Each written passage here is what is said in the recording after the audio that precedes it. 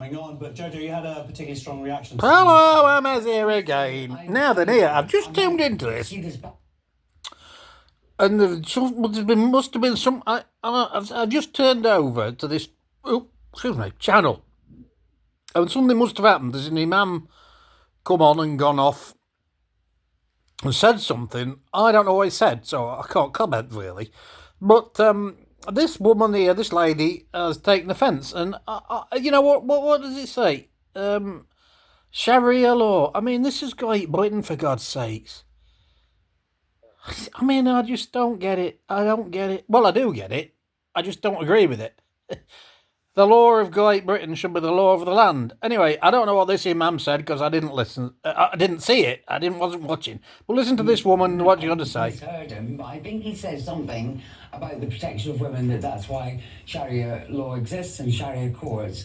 I'm not entirely sure, but pretty confident that most of the evidence in terms of protection of women within an Islam society, generally speaking, quite good. But when we know for a fact, because we have the data, that female genital mutilation costs the NHS 100 million a year. Oh my Lord have mercy. Hold on, I'm going to pause this.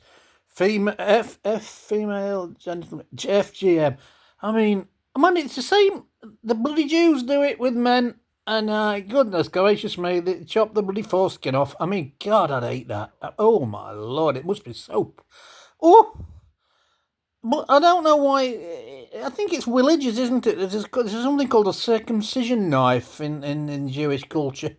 Goodness gracious me. You know what I'd do? Bloody break the bloody blade off and say, right, we've done with that. We're not doing it anymore. Same with this FGM. Goodness gracious me. Anyway, that's my opinion. It's not worth a toss, but there you go. Is a burqa now mandatory, but the women are not allowed to speak to other women. Oh my Lord, are we talking burqas? You know what I mean? Women, I'm not starting on this rant. I don't know. They have to cover up because only their husband can see them. I think that's it. I don't know. We know that a law has been passed in Afghanistan where not only is a burqa now mandatory, but the women are not allowed to speak to other women. When we know that education has been denied across Muslim society, how dare somebody tell me that they're protecting women? There is no protection of women within that society. We are being hold on. Religious ideology. Yes, we are. What's that? I've just seen that come up there, bottom. Western capital for Sharia courts. Oh, Lord have mercy on our souls. 85 Sharia law courts are now operating throughout the UK. I'm speechless. How is that allowed? I'd just like to ask. Well, I wouldn't ask Liar Starmer. It's like Tony Blair. They're all the same, aren't they? Liar Starmer. Why is this happening in Great Britain? If it was happening in bloody Afghanistan, you'd say, oh, well, that's what they do over there. Well, we're Britain. We used to be Great Britain, but we're just shitting now. Frankly, we should all be rioting in the streets. We should know the name of Giselle Pellicott, who's been raped. But that's got nothing to do with what's happened between Sharia courts in the UK. No, but the Sharia courts, why 85 is the estimate, isn't it? Well, why have we got Sharia courts when we have a perfectly good legal system in this country to protect men? Well, I don't believe without that either. And I've talked about Lucy Letby. But, just because 12, it used to be 13, didn't it? 12 jurors say you're guilty. So you suddenly are now guilty. I mean, how the hell do they know? I know there's evidence proposed from both sides. But it's bloody. I'm rambling on here, but it's just my little kernel that I don't like.